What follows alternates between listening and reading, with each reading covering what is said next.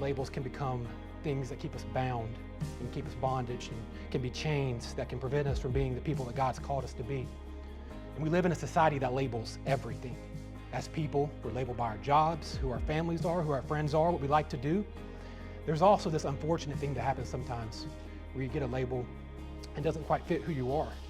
There was a moment, and maybe you'd admit, yeah, that wasn't my best moment, or yeah, that was a mistake. But instead, people didn't see the full context or the full story, and they labeled you by a single moment. And it's certainly easy to do. It happens to all of us. And there's actually labels here that I'm sure you're familiar with. At some point in your life, I'm sure you've been given one of these, or at least you've seen them. When it comes to a new school, maybe at a conference or a new job, these are used to help us identify who you are, what they belong to. And we see some of these labels here. If we're to use these labels in conjunction, what we're talking about today with labels that people stick on us, labels the enemy tries to stick on us, or even labels we self-critically place on ourselves, it may look something like this: failure, inadequate, unworthy, unqualified, stage fright. And maybe you can relate to some of these, and maybe some seem oddly specific.